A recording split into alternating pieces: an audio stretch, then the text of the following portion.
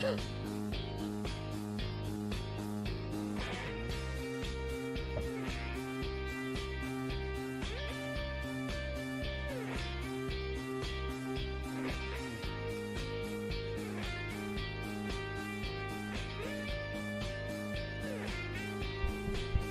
1 2. Mic check. Peter Piper picked a pepper.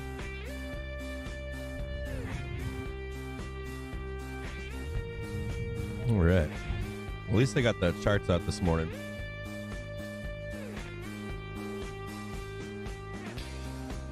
All right, all right. It's a little chat here this morning. We'll get right into it. We have a little late this morning, so we'll switch right over and get started.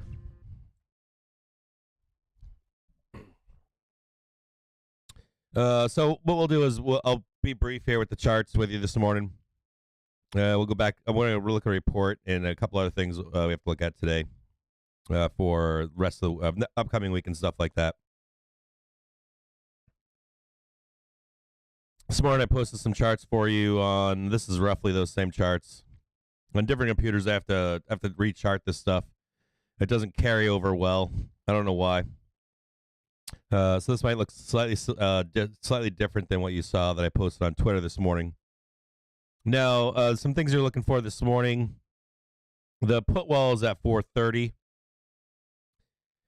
Theoretically, this is supposed to be a place you can't get to unless more puts are bought on the market. So we shouldn't tag these levels down below here.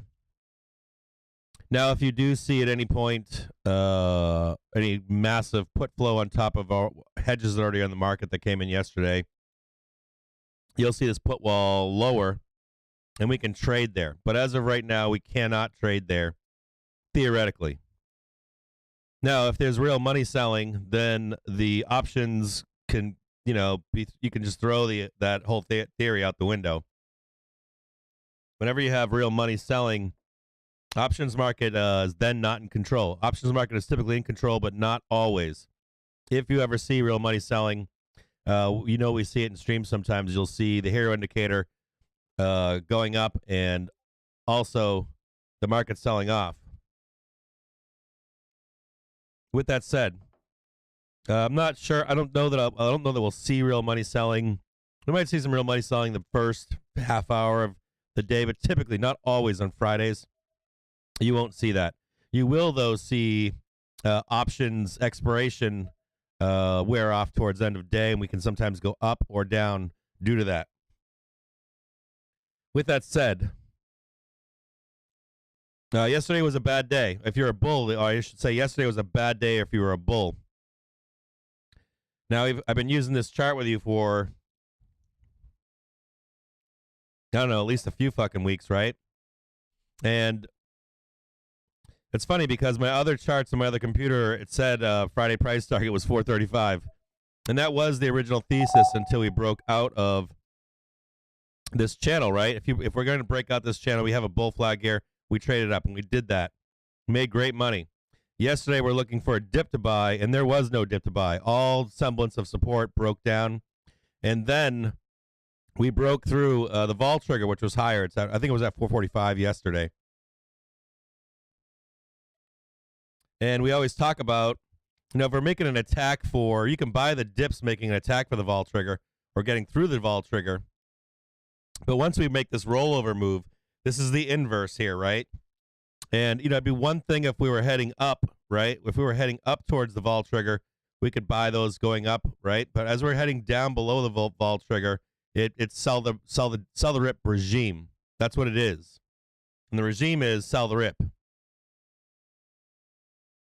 Now, we saw that yesterday. We saw continued selling yesterday. It was a bloodbath yesterday, right? And so, when we're down here, the thought process has to be that you sell rips down below here if we're heading lower. And how does that affect you? Now, if you're a bear out there, right? You know that we talked about this 435.33. You want to break below it. You want to get the weekly low in. We didn't get it yesterday. We talked about it yesterday. Now, if you're a bear and you're like, well, I want to short this, we're going to the depths of hell today. I'm not buying puts here, of course. I want to buy puts higher. I want to get them up here for later on. Now, if we do have aggressive selling today, we just start selling down, I'll miss that trade. But for me, this looks more like a bear trap for the moment, some profit taking, and then we actually head lower either later today or next week. I don't want to buy this here because if I buy some puts here and we trade back up higher, I'm going to get fucked on those puts. So I'm not going to enter a trade at this moment for today unless we can get up to these levels up here, this vol trigger and actually R1. Because and I'm not seeing massive put flow. I'm seeing some put flow, but nothing of consequence at this moment this morning. So I don't trust this trading down much farther. At max, it shouldn't trade further down than 433.50 down here. This should be the bottom, unless we see real money selling, waves of puts coming into the market. You shouldn't see that at this point. So I'm not gonna lend too much credence to taking this trade down here. I'm actually gonna look for shorts to take profit or puts to expire into Friday, and some kind of a relief up higher to then take a short position.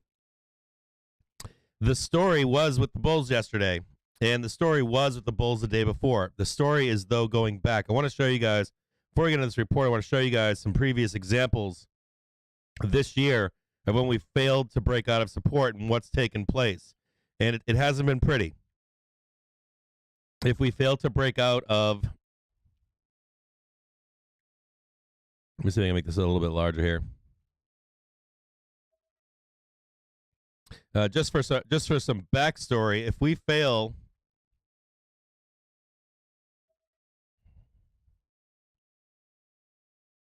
to break out, the consequences are usually quite nasty. You break out here.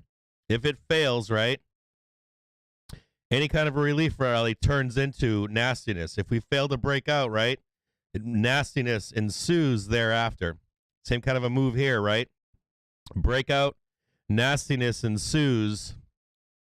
Same thing over here, right? Fail to break out, nastiness ensues. And I can show you examples going back to the beginning of the year. I'm not going to do that with you. But 1, 2, 3, 4 failure to break out. That's a pretty high rate of what comes next. And this also, you can apply that anywhere in this regime going. You could probably even look at it towards September, but mostly January. A failed breakout typically leads to death and destruction. Now that's not every time, right? That's going to happen. But if you do this breakout, you try this breakout. Even this is one back here, right? We trade down, failure in a breakout, and then it's a pretty swift move down from there. Now, that doesn't mean we don't break out and succeed, right? And this is actually a breakout, right, to failure. We knew we weren't going higher. But I do want you to be aware of that as we trade forward, because we're in this regime right here. When you see such a 10 minutes into trading session, we're seeing stock markets move lower here. The Dow is down 280 points, the S&P down 29, the NASDAQ Composite down 46, the Russell 2000 down about 0.5%.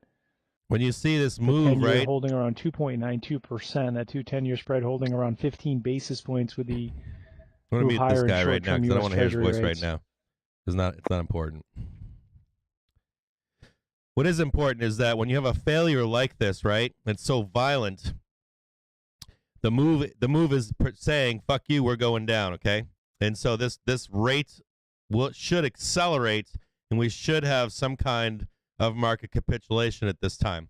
When you have a move like this too, the psychology of an investor or a trader is, I'm scared again. You've made investors scared once more.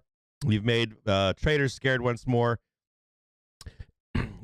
We could break out of this, I guess, at some point, but even if we did, you would not see participation from retail. You would not see participation from most small to or mid-sized funds. Family offices probably would not see participation. This would be like a move from a GS or a JPM or something like that. We've had moves like this in the past as well. A lot of this move right here, everyone got involved in a little bit in here. Excuse me. But the facts state that retail did not take part in this part of this move. And something like that would take place here, right? Retail would not participate here. Excuse me. They did not participate here. They might participate in this move. So my point to you is, even if this goes up, it's not going to be led by anyone other than a large bank. And it looks like the large banks are the ones that said, fuck you, no, right? They threw a short operation on. We haven't had liquidation of the breadth of the market yet. So there's still money in the market.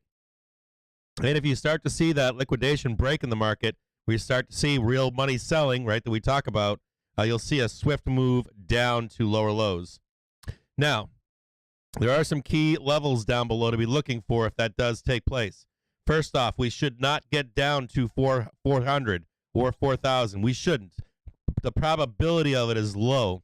But to have a test down here below, remember that first test we had at 435, and the second test is down below at 420-ish. 424, this blue line is most important for the bulls. They want to defend these moves down here. They want to defend this right here. These are lower highs, right? Or excuse me, higher lows. This is the last of the bull thesis. If you break this point, wherever this point comes into as time passes, if you wind up breaking this 424 or wherever the fuck it is, and let's say you break below and touch this lower low down here, it implies that we're going to see something lower down the road. We'll eventually get down to 4,000, whether that's now, June, July, or whatever, wherever. No, I wouldn't be panicking here either. You guys already know my take on this market. This is the same take since first of the year. You buy these lows and you sell for profit, right? And then you wait for it to come back to you. We know that this regime will probably take place from now into at least May, if not into, let's say, September. So all this fucking around with gambling and shit is fine, but you guys should always be positive about where we are anyways. You guys should always be looking for, if you have two mindsets where you're like, hey, I'm a bull, right? And I know two things, right? I can go around and fucking gamble and do whatever I want over here. But you already know as a bull, this is our thesis, right? That we're going to see these lows multiple times this year. And this is how you actively manage your portfolio, right? You grab these lows, right? And then you cut them loose and you come back for more as the year moves on, right? This is actually an easier regime to some extent, more pronounced for what dips to buy, right? And with the majority part of your account. It doesn't matter where these levels are. It doesn't matter if we're at 420, 400, 360. You're just going to be waiting for these for your heavy buying when the market is oversold. So regardless if we trade higher here, test 470 or not, regardless if we don't get down to 400, regardless if we touch 420 and bounce up to 470 during FOMC, you're still looking for these lows for the majority of your buying, right? We're not. There's no way in our live stream ever that we sit here and say I'm going 100% here or I'm going 100% there. We already know that our big buys are down below. We already know that no matter where we go up here, that we're coming back down here into September. So it's already a given. I know you guys got some licks yesterday. I took some licks yesterday. Not too bad. Still up like 150% from this trade here. But I'll tell you fucking what. This was a painful one, right? This one fucking sucked to lose yesterday. It was fucking brutal.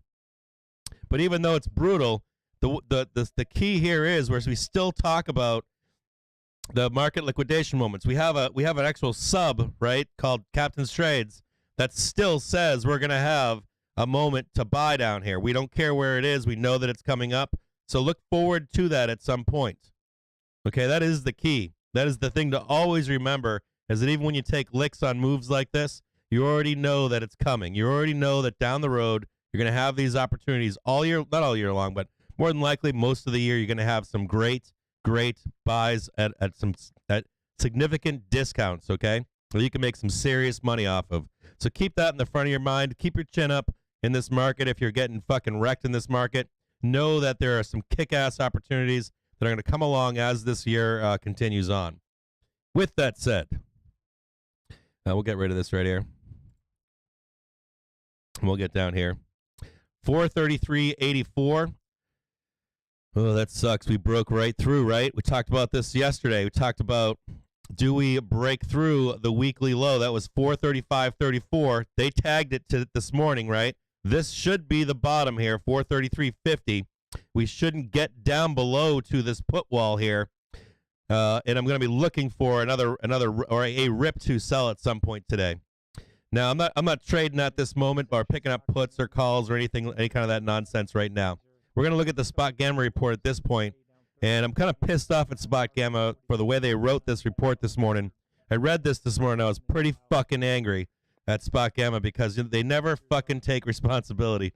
And they have the same fucking poison that a lot of the internet has. A lot of these paid services have the same fucking... They write their reports where they're not committed to a position. They write their reports so there's always an out to say, oh, we said this or we said this the other day or whatever fucking nonsense they're going to say. And so they're doing this morning. I almost didn't want to show you this report, but I'm going to show it to you because you just can't say these guys, they rely upon all this fucking money, and they think in their minds, they think if I get something wrong, I'm gonna get fucked, right? I'm gonna lose subs or something, or you're not gonna pay me every month for my service. And so there's this grandiose, hey, I fucked up or I was wrong or whatever, or they always leave themselves a small out. But I'm gonna read it to you because it kind of pissed me off reading their report this morning. And it's better if they, whatever. I'll leave it at that. So the overnight session was rather tame. 436, 439, 430.90 high with ES near 437. Our vol estimate remains in line with that of yesterday's last few days. 1.13 open to close. There's a large build in both SPY and Q's negative gamma, right, which supports elevated volatility. Resistance is at 4,400 and 4,420. 440 on the SPY. Then 440.50. Support shows at 4,335. Which is right in here, right? 4,435 right here should be support. They don't talk about the put wall here, but I put this one on for you today. I normally don't show you guys this. This is where the extent of the distance that we should go at. We're at max should be about 433, unless we see real money selling or more aggressive put buying down here. Now we see another large expiration for the S&P 500. Which can add to volatility. There are many narratives being passed around in regards to yesterday's decline. The following paragraphs are intended to provide some retrospection in hopes that it helps guide markets going forward. In our morning report on 420, we laid out how we thought VIX OPEX drove a large short-dated squeeze, which was the catalyst for the rise. Yeah, this was afterwards, not before. Additionally, we noted an unusually large amount of gamma on SPX SPY, greater than 20% expiring on Wednesday night.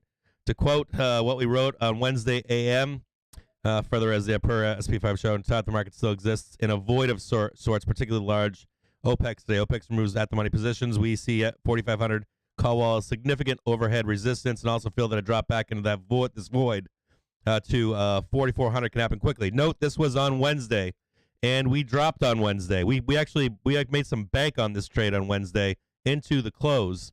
Okay, this was Wednesday. Had we written that paragraph above yesterday, we'd opine that none of our members would be searching for further narrative. Truth be told, Wednesday's closing. So they didn't write this yesterday, and they didn't think this shit was happening yesterday. Nobody did. Well, I guess some people did, but they timed it wrong. And there was a chance of that happening, where the day after expiration, it's pretty common to see us sell off. Truth be told, Wednesday's closing price action at SPY, Q's divergence at Thursday AM left us scratching our head. We certainly anticipate volatility on Thursday. Our implied move was 1.2%, but admittedly began to shift from filling the downside void to two-way volatility as possible. There was no two-way fucking volatility. We bounced off fucking resistance that we knew was at 450. We came down to fucking support, and we fucking broke right through. Is exactly what fucking happened yesterday.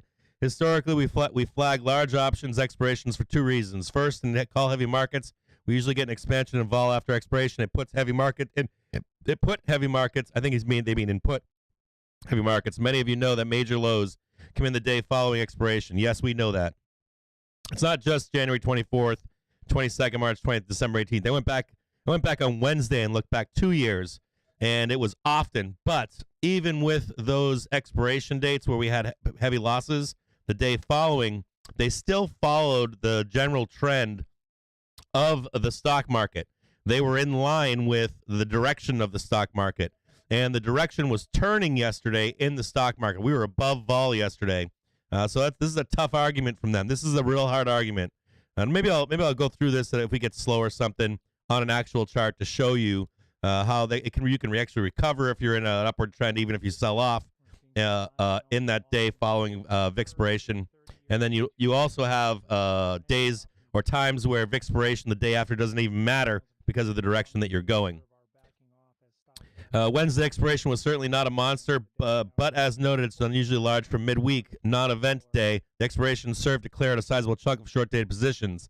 Essentially, we think OPEC's pinning an upside due to calls hedge unwind describes a lot of the price action Wednesday p.m. to Thursday a.m. All of the above is a verbose way of saying we believe short-dated options positioning in a liquid market was the cause of this 100-point roundup of markets. We think that seen through this positioning lens, the market is easier to understand. They've added this today. This was on TAIR this morning. There were some Fed comments that certainly didn't support the markets, but seemed to just reiterate what the market already knew. 50 BPS raise, absolutely. Arguably, the market was expecting this already as per Fed funds tool below, which shows that heading into yesterday, the market already anticipated the increase. Ultimately, this leaves us back to this map from Wednesday. 4,400 is the last neutral strike on the board, meaning is the last strike with material call gamma below 4,400. It's primarily put gamma, which leaves the market exposed to daily short hedging. This is that chart we looked back on Wednesday, right, where the dealers will short futures and we will continue to head down. As noted at the top, today is another large expiration for the S&P 500. We see roughly 25% of gamma expiring. Much of that is coincidentally centered around 4,400 or 4,400 or 440, the gray area. Therefore, we think that the S&P more or less holds 4,400 area today, but with some wide swings. Looking forward into next week, there's no reason we cannot see another air gap rally like we did this week. 4,500 would remain significant resistance to the downside. We're flagging the 4,300 put wall as major low into the key 5-4 time frame. So this stuff wasn't on their report about an hour ago. I guess they're going to put it in now, though. And that's why I did put the 4,300 in there for you guys to see this morning. This low is because our lower bound concept, which may apply on a test of 4,300 shown here, is our delta tilt indicator, which measures call versus put delta. When the indicator shows near the blue dash line, it suggests the market is at maximum put size, and that leads to a pause in market decline. We're currently off of that blue line, but a move to 4,300 likely places us back at that lower bound. You can see this delta tilt down here, so you should get a reaction if we hit 430. All right, we'll leave the rest of this here. I'll scroll through this. You guys can pause this if you want and come back to these gamma levels. I'll scroll through this real quick. I'm going to turn this off at this point.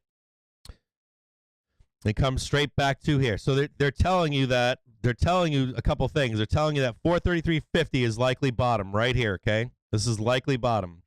They're also saying that if we were to penis touch down here, that you're going to get a reaction north to 450 on a short covering, but even then we'll likely head lower. We'll head down and see that 420, 424 area down below. You take that for what it's worth. Because even with this notion that we can't trade any lower than here, if at any point you see real money selling, which you typically do when the market starts to liquidate or have a liquidation moment, then all bets are off on this trade higher and lower. So what does that leave you with as a bull or even a bear?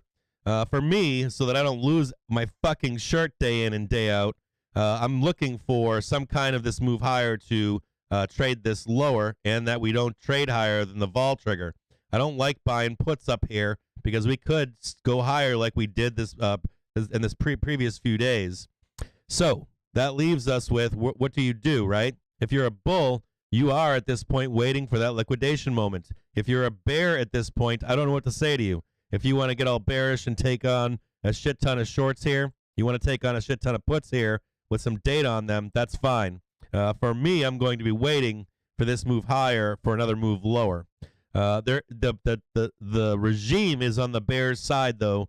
Overall, you have to respect the fact that the bears took us back down into this negative channel. You have to respect the fact that over time, whenever we fail in one of these downward channels, we head lower. That's where we go.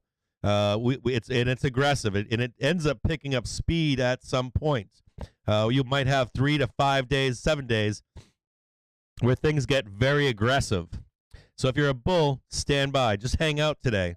Relax. Do nothing. There's nothing that you can do in this regime. Any dip that you try to buy in this regime is going to be short-lived, or you could get caught in it.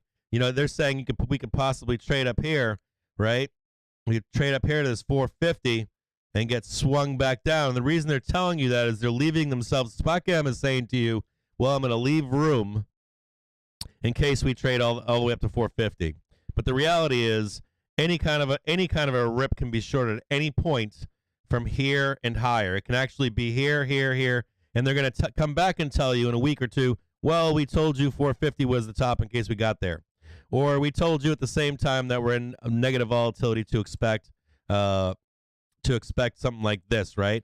So they're covering their asses, and if we trade higher, okay? But for you as a bull, you need to know that as long as we're in this channel down here, we could flip around at any fucking point. At any fucking point, we can head lower from where we are. And now that we're back in this channel, we are under the control of bears. Bears are in charge right now. They can lean in to a short at any point. And the more that we do something like this, and the closer we get, you're going to see at some point, a rapid acceleration to real money selling. You will see the market liquidate sooner than later. Now, with all that said, right? With all that said, so they're saying if we touch 430 down here, right, you'll see a reaction. So you'll look for a buy north. If we don't see a reaction, if we don't see 430 today, if you don't see this 430 today or into the close today, right, you could see a smaller regime where we trade higher and we just slowly go lower, right? We just kind of creepy crawl all the way down. All right, I got all that out of the way. I'm a little pissy at SG this morning. They were trying to claim yesterday. They're like, well, we closed at 440 on SPX. I'm like, get fucked with that noise. SPY was down here at fucking 437, begging to slap 435.33 yesterday. Just begging into the bell. So I don't want to hear any of that fucking noise from Spot Gamma. It's fucking retarded. Sorry for saying I shouldn't say retarded, but absolutely fucking retarded. They work out well for me. The one thing I'll say for Spot Gamma, I make a lot of money using them as one of our tools. They complete the tools that we use, or for me at least, to be successful. So even when I'm bitching and moaning about Spot Gamma, generally speaking, they lend another tool to the basket that we use to trade this market. And generally speaking, for me at least, I've had great success with them. Hang tight 1 second here. I'm gonna bring up Bookmap here. All I'm doing is bitching and moaning about Spot Gamma right now. But for me, you people get things wrong. You can't be out there expecting. I gotta say that you can't be out here expecting Spot Gamma to always be correct. I have to say that because we all get things wrong in the market. And I know one thing: Spot Gamma gets it right more than most of the people on Twitter, and as most of the traders on Twitter, and most of the paid. I've paid for. I've paid $600 a month to have furus out there tell me what they think is going to happen, and I've lost my shirt following them. So even with me bitching about Spot Gamma this morning, they typically get things right in my experience. I'm letting off some fucking steam on how these people still cover their asses when they write a report or they get something wrong. They should just say, we were fucking wrong. We were fucking wrong. It's easy. We were wrong. It's okay to be wrong. I already know a bunch of people get shit wrong like 70% of the time. You can get something wrong 1 out of 10 times. You can get something wrong 3 out of 10 times. But it's better for you to just say, I got it wrong. And so I noticed yesterday someone was commenting on Twitter. They were saying that composite into positive territory helped Some of the stocks that have been most beaten down this week. Netflix shares up about 2.33%. Leader of that list. We do have key technology earnings out ahead of us next week as well. So he's telling you to buy the dip here. The point, though, is that I read a text or a tweet from next big tech earnings include Apple, Amazon, Facebook, Google, Microsoft. We are seeing a bounce here in the NASDAQ despite the significant declines for both the S&P and the Dow. So this is Trade the News. He's telling you to buy the fucking dip here. So the point, though, is yesterday I was reading a tweet from somebody. He said, wow, all these big furrows disappeared yesterday. And we live streamed yesterday, so we didn't do any disappearing act yesterday, but that's the key, right, is you saw people disappearing. I didn't realize this was happening yesterday, that furrows were disappearing all over Twitter. And then all of a sudden, fucking, I guess furrows disappeared yesterday. And, you know, this isn't as bad. Spot Gamma's report this morning is not as bad as some of these furrows that are out there. But it is bad because you just want to tell your people that follow you, hey, we fucked up, or hey, we didn't account for this, or we didn't see this happening yesterday. Even in any kind of way, right? We saw it on Wednesday, and we saw it too. We traded what they said on Wednesday, made a lot of fucking money. And I think that was Thursday. Maybe I'm misplacing the dates. I think it's on Tuesday. We had that report that said that we could fall off, and that, or maybe it was Wednesday or Thursday. I can't remember. But we traded that and made a bunch of money. And I typically use them, make a lot of money off them. But so I'm just bitching this morning about that. Because I guess people disappeared. I didn't know people disappeared yesterday. I didn't realize that furrows were just fucking gone yesterday. I had no idea. So if you see that on Twitter, if you see that on social media, people disappearing, you shouldn't ever, right? You should just say, you know, we bought the dip, we fucked up, it didn't work for us. Take your licks when you take them and recover for your next trade. Watching some calls come in across the board. Watching QQQs 630, 335C for 1.2 million. Watching dip buyers step in on the SPY, Apple, and then you just heard the commentary from Trade the News saying we've got huge tech earnings next week. Buy the fucking dip. We'll take a look down here and see if there's any other places that we can trade to. We've got 433 right below us here. Looks like some major liquidity stepping in right where we are currently. So if you are short, this might not be the place for you to stay short. Just take note of that as the day moves forward.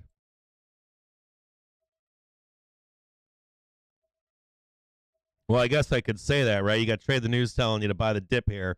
But then also you've got we knew to buy the dip yesterday, and that didn't quite fucking work out, did it? I haven't placed any trades at this point. I haven't added nothing into the market. I've got no wants to be trading this kind of volatility on a Friday. Friday is usually where you lose all your money. I don't know if you know that or not. And for me, for today on a Friday, I have no wants to be buying this dip. Let me see what you guys are saying inside the chat. So economic calendar. For today, right? We don't have much today. I think we had just we've got something at 9:45. We've got the PMI flash report at 9:45. Already happened. Next week, we've got durable goods, Case Shiller. So Tuesdays we got nothing scheduled for Monday. This could be a nice day for some kind of a trade higher with nothing scheduled for Monday. Tuesday we've got some volatility. We got durable goods.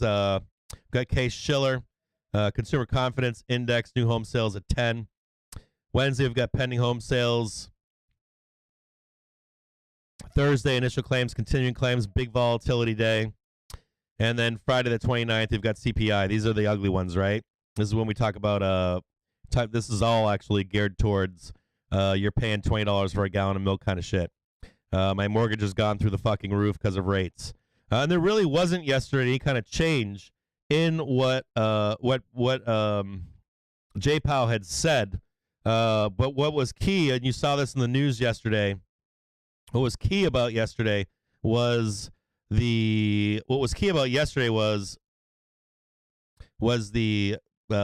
reaffirmation that we're putting 50 BPS on the board, right? Because of course the Fed put is what everybody thinks is going to happen into this FOMC, right? They're going to come out this FOMC and talk about.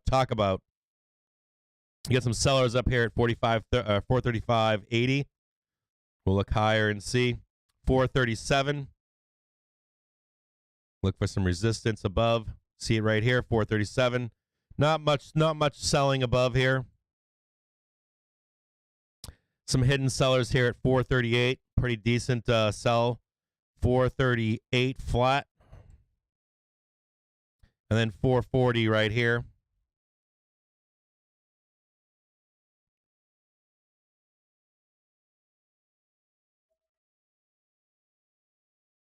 Let's look up at 450 again. Yeah, wall of sellers above at 450.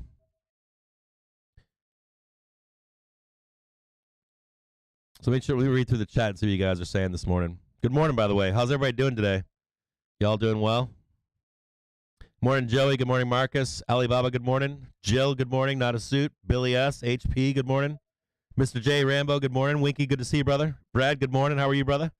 Hiroshi, Chris, Jasmine, Binky, Liam, Terry Saint Denis, Clapton, James. We continue to monitor comments from the Russian chief negotiator saying there were long conversations today between the heads of the Russian and Ukrainian peace negotiation delegations.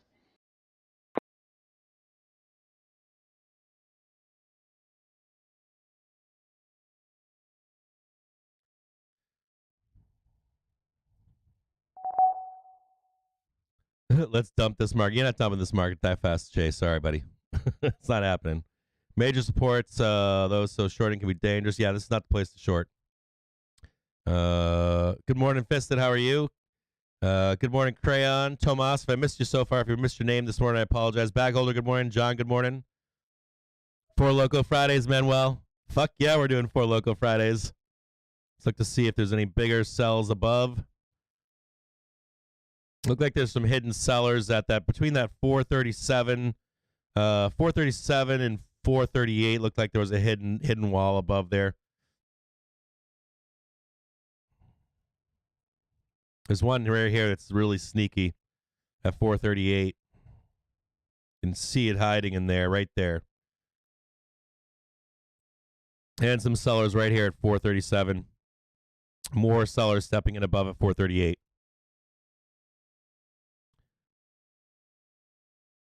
They're not quite showing up here, but they're there. I don't usually get rattled, but this is pissing me off. I've been doing this for 20 years.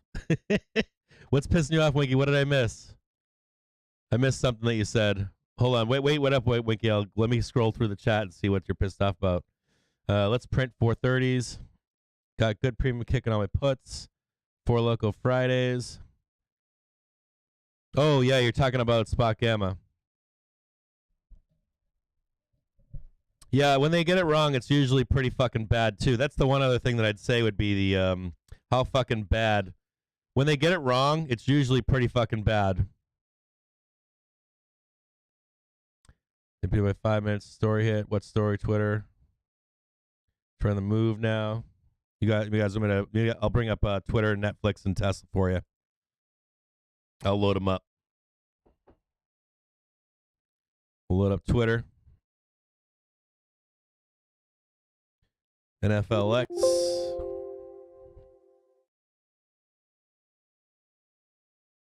I always like hearing that. Netflix has hit a technical bottom.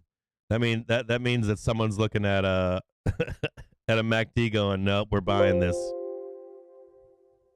Where we got Twitter and Tesla. Let these load up.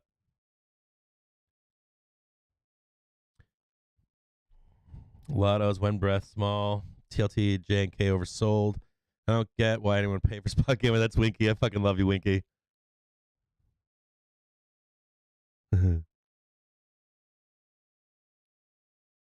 Yeah, there are tons of open source on GitHub. There's tons of open source programs for Gamma levels. You don't need it. You don't need Spot Gamma. There's no requirement for it.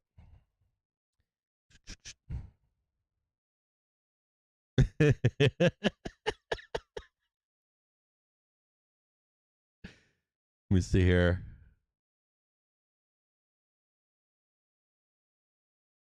Hey, what if we track off there, right, wrong, then correlate that with other signals? Yeah, that's a fair question, Winky. How do we should track how right they're how wrong they're right, not right and wrong.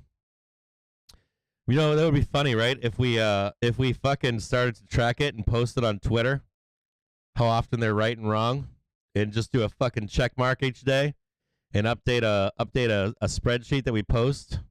That would piss them off. I wonder if they'd try to fucking come after us legally. It would be hilarious, though. Yeah, new signal. Can I check out hair? Yeah, I'll put hair up. I'll load hair in the background. Let's look at Twitter real quick. Give me a second here, guys. I gotta keep scrolling through your comments this morning. We'll take a look at Twitter. 49. You could just buy any fucking dip on Twitter, can't you? Buy any dip on Twitter and it prints. Same resistance, right? You sell 49.50, go back down, buy 45 on Twitter. Now, if you think you're going to squeeze higher than $50, I've already given you a price target. It's double. If there's a deal done, it'll be double. It'll be 80. I think I said $82. I think that's the price target I gave. So I'm going to stick with that. So keep buying dips on Twitter. If a deal comes through, it's going to double. That probably is a sell the rip type place for Netflix. Same thing. You've got some resistance above here. We'll take a look at. I'm not going to trust hero indicator on Netflix currently, to be honest with you. I don't give a fuck who's buying calls on Twitter. We talked about Twitter yesterday, right? Talked to you about buying dips on Twitter, why you buy dips on Twitter, how you average in on Twitter. We talked about how to buy Twitter. You start with 10%, then 30, then 60. And you should get an average price at some point, from 200 down to like 150. I think I gave for buying Twitter. Still see people trying to sell at 230. If it does squeeze higher, 250 would be a price target on Netflix. Dip buying on Netflix. If you're going to dip buy on Netflix. Yeah, there it is right there, right? There's that 150 target we talked about. We'll eventually probably get down to 150. Not guaranteed, but you can buy the dip. We talked about this yesterday. Buy the dip on Netflix, right where we are. Buy it at 200. Buy it at, I think it was at 180 or something. Well, I'll show it on a candlestick chart we talked about yesterday, and then your final buy would be down around 150 on Netflix. Accumulate and hold. Tesla, nice bounce this morning. So maybe we can scroll this over here. We'll add some hair indicator here.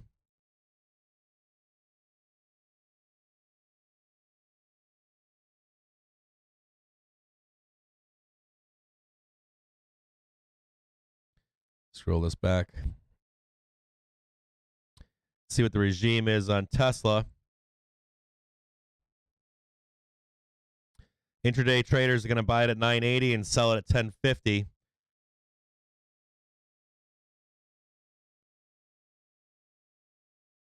Some dip buyers stepping in at 1020, but your intraday best buy is 980. Okay, so sorry, 990. So if you're trying to day trade Tesla, buy 990 and possibly 1,000, but your bottom is 990. And you've got some intraday buyers down here at 1020. And you're now confined to selling at 1040 and 1050.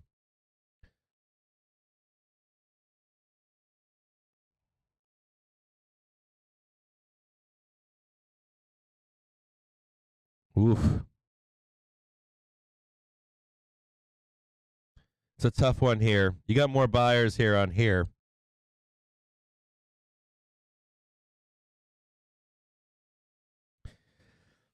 Here I'm going to give you to $19, I guess, right? I'll give you got more buyers than sellers right now on here. But there is a trigger sell on $19 on here.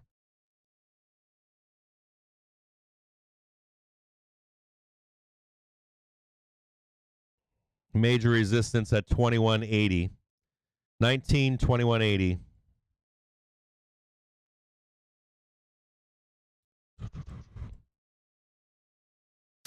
A lot of sellers above.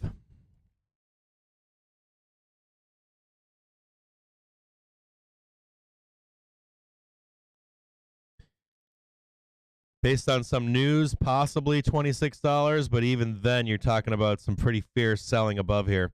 This 22, like starting at 21, 19, somewhere in there, 19 to 21, and then once you get up around this $26, it should be a non-slot of sellers. S&P futures testing new lows along with U.S. stock markets now as bond prices continue to firm up. We're now across the curve as the 2 years recoup most of the day's losses, and the 10-year yield is now down to 2.87%, down 4 on the day. So those sellers above at risk off clearly the tone here as we head towards into the end of the trading this week. European equity markets are down on the order of 2%. Bond prices are moving higher there. Yields are coming off earlier session lows. Be aware of this band of sellers right here. They moved down from 437 and they moved straight down to 436. The German 10-year yield is now down a basis point on the day.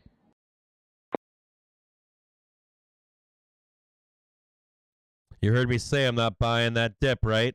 That's a warning to all you bulls. Do not buy that fucking dip.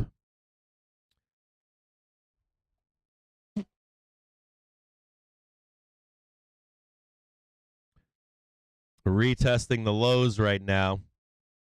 They're down below here. That's S2. This is your support. This is your support zone. Should not trade lower than here.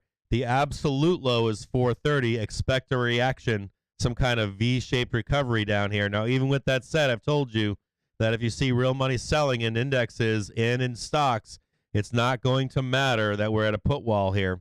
It's not something that you can account for in the indexes, or excuse me, in the options market. Furthermore, if you see panic inside the market, they want to get out now before we hit something lower. You could see that real money selling kick in at some point. Not a bull's trade here. This is sell the rip. Sell the rip here.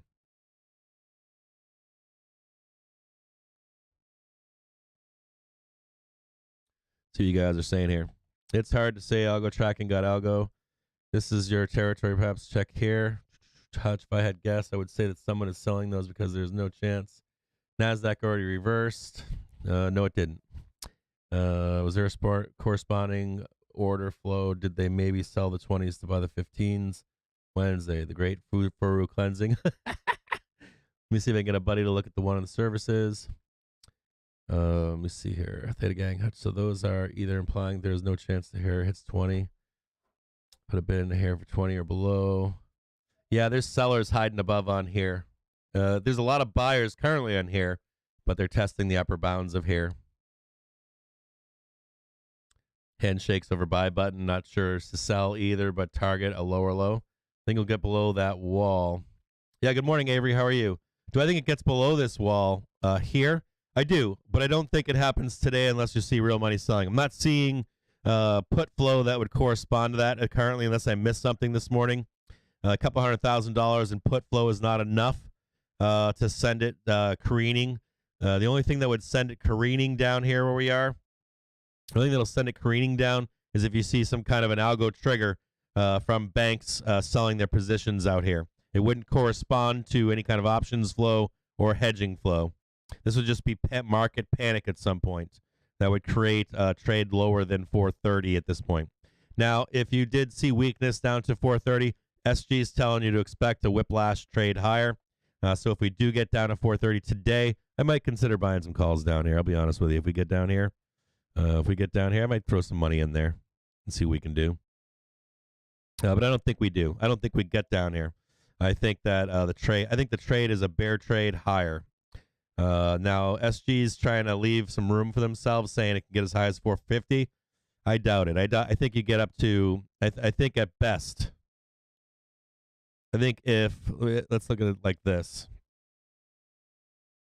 I think at best, because we've reversed, I think at best at 440 you can take. I think the best trade is a 440 trade lower down to those 420s. I don't think you actually get up here and test this again, test this channel. I don't think you get up here again and attempt to do a breakout. If we do, though, I'd buy calls down here. If we get up here, I'll buy some calls to go up higher.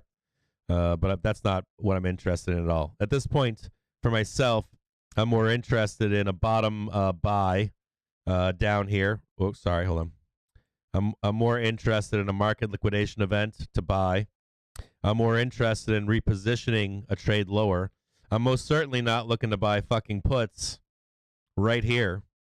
This trade's done. Even if we were to trade down here, I'd rather miss this trade than risk any kind of a snapback, snap higher. I know how this, or not often, but most of the time, you can lose your ass in here trying to buy puts or shorts. So you're not gonna fucking sweet talk me to buy your bags down here. I'm not buying your bags. I'd rather buy them up there and take them down lower. I don't give a fuck if we trade down and touch this little PP down here. I got no business buying puts down here. No business.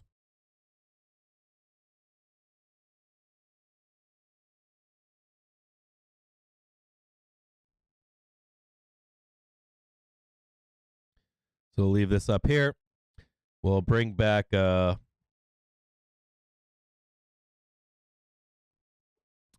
what do we got here?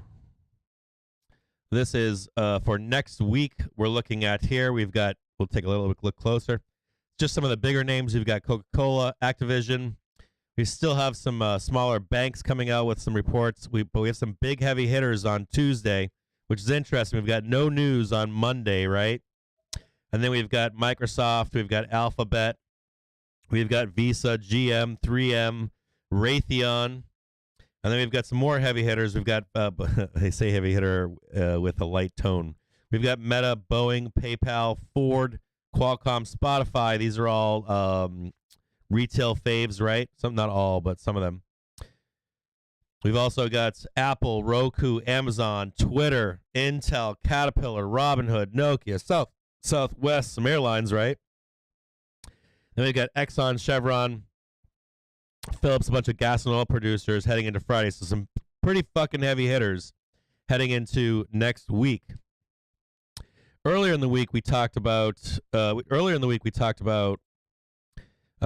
we get this week out of the way. Remember, we're talking about, hey, once you get all these big, heavy, all these companies that are holding up the indexes, right? If you don't get good reports from these guys, right? You still have some like AMD doesn't hold the indexes up, right? Uber doesn't hold up the indexes. Etsy doesn't hold up the indexes, believe it or not. So we talked about this earlier in the week. If these don't have good reports, if the banks are looking for any excuse to sell these companies down, you saw Tesla sell down, right? Tesla had a pretty decent, I wouldn't say it was neutral. I would say it was good. It wasn't fucking mind-blowing. Some of the guidance was fucking pretty good. I mean, really good guidance. But even they sold off, and banks took the money and ran yesterday. So that would more than likely be the regime for these companies. If Alphabet, Microsoft, if they don't fucking, I don't know, blow fucking rainbows out of their asses, if Meta doesn't blow a rainbow out of its ass, if Amazon doesn't blow a rainbow. Matter of fact, it was hilarious. You saw Amazon try to fucking put some lipstick on the pig yesterday, the day before, right? New services and all kinds of nonsense, trying to take a cue from Netflix. And we've got Apple. If these guys don't blow some fucking, like, if Apple doesn't come out with a fucking Apple car, right? Even if they go up, the expectation is they're going to sell off. So you've got Netflix. I don't know who the fuck they hired. They must have hired douchebag fucking PR firm to run their ER this year. And you know what happened to them? Tesla had a pretty fucking good report. And you know what happened to them? And so if you're not, no, it'd be tough to see Alphabet go down or even Microsoft. They are darlings of the banks. But I do warn you that, you know, if Apple doesn't have a fucking car or something, right? And it's going to end up trading just like a small cap. You see these small, low float stocks that banks buy. They fucking, If there's a good report, they run them up in in after hours, and they sell them off by fucking open next day. So if you even had options, you were fucked, right? So you can only buy the underlying and then take profit off the underlying. Buy the underlying physical stock, run it into ER, and then you take your money at 4 a.m. by the next morning. So if that takes place, we could see acceleration into next week, right? That would be the key, right? You get a little rip here, or a little rip between now and, let's say, Monday, and then we trade sideways for these companies while they report, and maybe you get some real money selling heading into Thursday, Friday, once everybody's got their dirty laundry, their good laundry, right? You start to see this ramp down into FOMC, and then once we get into FOMC, we get that huge blast off. We'll make it front run here into like the third or the fourth. We start blasting off higher, but just keep this. Use Reportedly, this. the German government expects their 2023 economic growth at 2.5%, and they're cutting their 2022 growth forecast to 2.2% from 3.6% prior. Press sourced report here on German government and their expected forecasts. Specifically, the government is going to cite concerns over energy supplies, which could further subdue German growth expectations. So laying into what SG is saying, they say we should hit a lower bound today. If it gets really low, we've got big tech earnings next week, right? We should see some kind of a ramp into them, at least to pin the market up high enough to let these guys report. If anything's ugly, bad, or not, we're making a new Apple car. Expect, this roll down into the third or fourth, and then a snap higher once we get into the FOMC meeting. All in line, I guess, with ER reports, right? Now testing lower bounds on the SPY. 433, some support down here at 432.66. If this breaks this 432 down below, we still have this 430 here. This is the SG report this morning saying if we break down, this should be your lower bound. You should see a snapback trade. Looks like more buyers are stepping in, though, at 429. Just give that as a price target. 429 for today would be lower bound. And you also have even more dip buyers stepping down lower at 427, 425, 422, and then 420. I don't think we get that low. I honestly don't believe we get that low.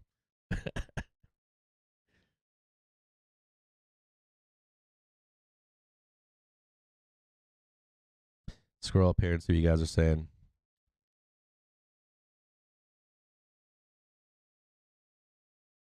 Brian Watt's YouTube channel is wiped out of videos again.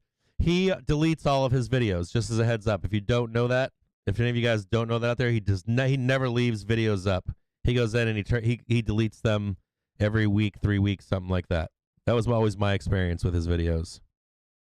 He had a I don't know if I remember this. I'm not going to comment on this too much, but he had a falling out with someone out there in social media. I think he was partnered up with another trader, or he was, I don't know, I don't want to say he was partnered up, but he had like a friend or something that was a YouTuber. This was many years ago. Not many, but I want to say 2 years ago, maybe 3 or 4 years ago. And they had a falling out or something, and I don't know how that all went, but I know that he's been deleting his shit for some time now. He's been doing it for some time now. I don't know if it's related to that situation, but I've been calling out how cheap those 420p 520 have been. Yeah, I'm still sitting on 420. Oh, I'm sitting on 420s, but they're for today expiry. I still am holding fucking 420p's for today expiry. SPY 420. They only work in a very few, says animals accumulate shares at a great price and hold them forever. Brian W. wipes his videos often, I guess. Short-term plays. Market is shooting first, asking questions later. Master at you. Offside, I've been watching back since 8. No way Facebook doesn't post the loss of users. Yeah, I agree with that. I'm not a fan of Facebook. Banks wanted to slaughter Tesla. I missed that part. Wait a minute. The chat's kind of getting wonky. It's like snapping back and forth. QCOM reports next. It beats the shit right now. There is expanding megaphone formation forming on MES tick chart. Do you think T can go back 25 soon? I need to load up, and then $120 looks decent. I love T right now. Fucking love T.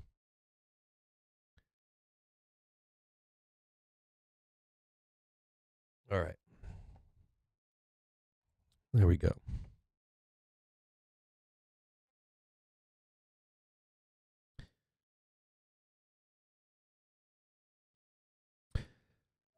Oh, this is like the time or the day where I want to get. This is gonna grind. Like watching this grind right now, I'm like, oh, I just want to do something else right now. So we'll talk about something else. Yesterday, we're seeing some put buying right now on the SPY. 422, 432p, $100,000, $108,000, and 433p and 432p. Light flow. IWM May 20th, 187p for $1.6 million. May 20th, 187. Some SPY puts down here. IWM 520, 187p for $7 million. And then SPY puts, major SPY puts. This is real money sell or real put buying. June 17th, 414p, $6.9 million. And then 520, 414p, $4.8 million. So some large hedging coming into the market on SPY and IWM for June and May, it looks like. May and June. May 20th and June 17th. And then May 20th once again.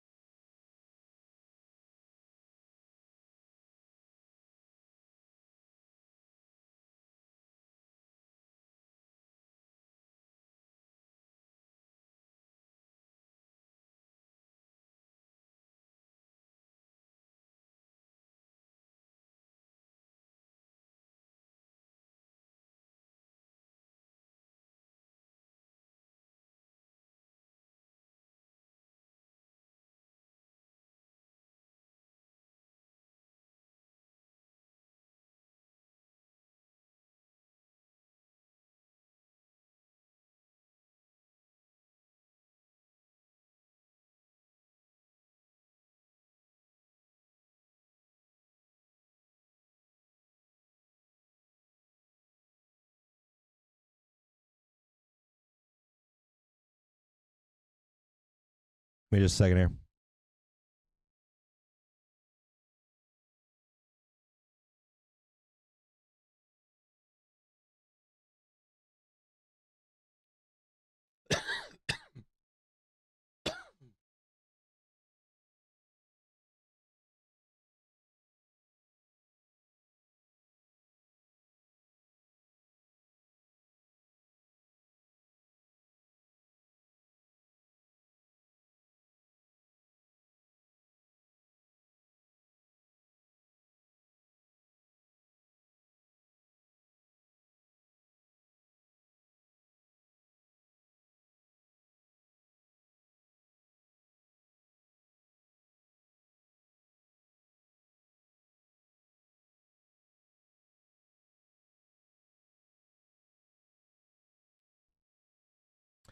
Watching a quick turnaround on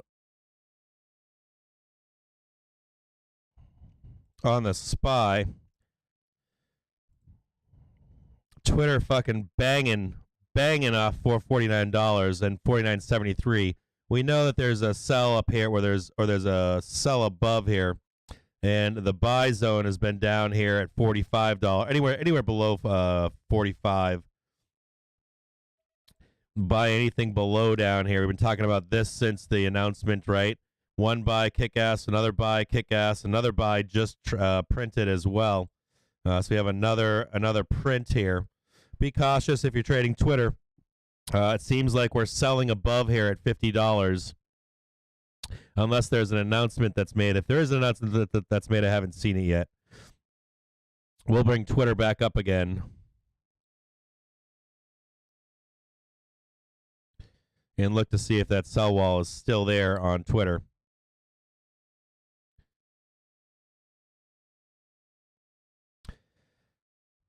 SPY trying to fight through 433.50. Some light selling above again at 434.28 and 434.97. If there's going to be a squeeze in the SPY, you're going to see it above 435.18.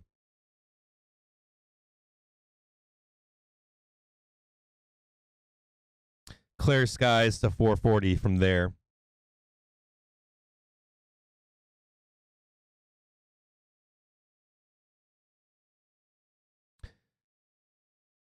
And there's that 50 mark right here with sellers.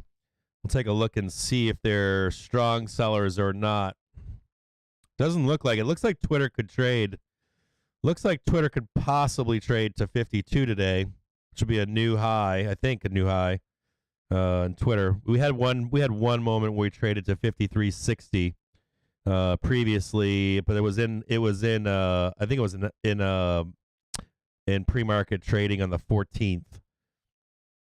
And then back again on the original announcement on the 5th of April. So we have some previous resistance above at 53, 54 in this zone here. And again at 55. Looks like those sellers have moved down. So the 56.94 sellers that were here before, looks like they've moved down to $54. That would be an extreme for Twitter today. 54. Look at 54 as an extreme. And then this is the take the money and run zone here at $50.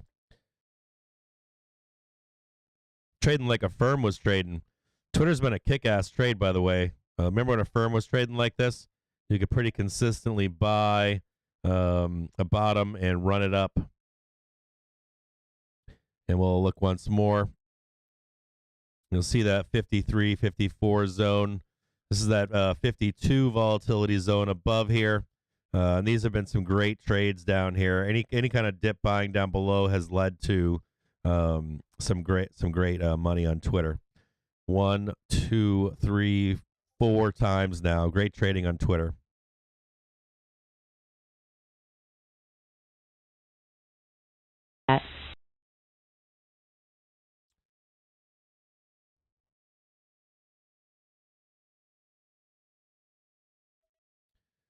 We'll keep checking back on Twitter and see if this sells, if this is a nice place to take a short.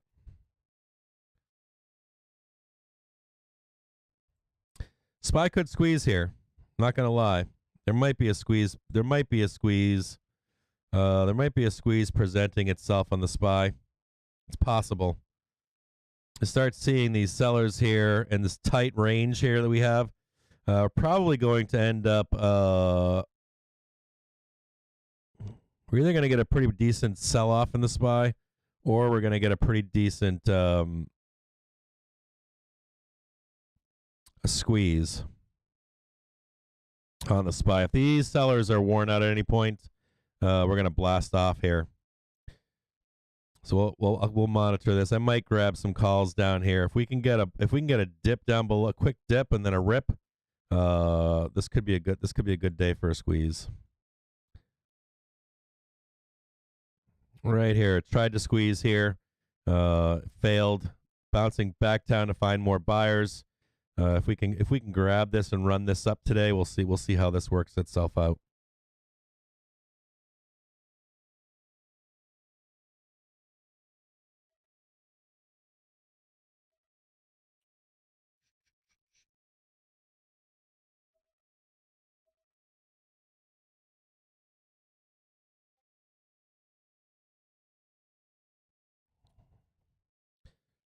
going to be looking for a dip buy down here probably today if I can get one. I'm going to look for 430 right down here. If I can grab a dip buy down in here, if we can get down here today, if we can get down here and I can grab a buy into the bell, or if we come down here and I start going like this, I might buy some calls for Monday in here.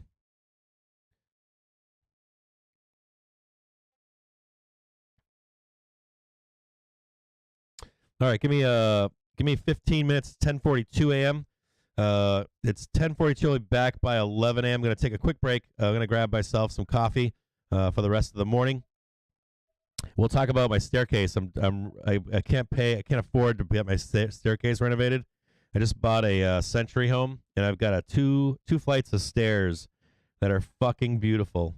And the quote that I got for this staircase was 20 grand, and I was like, fuck no. So now I'm taking on this restoration of the staircase myself, and it is a shit ton of work. A shit ton. So I'll ask you guys what you guys know about renovating century homes. Bank of England's Bailey saying inflation will go higher in the UK due to speaking on a panel at the IMF. Bailey saying how much higher UK inflation goes depends critically on the path of energy prices. We'll have to look at the.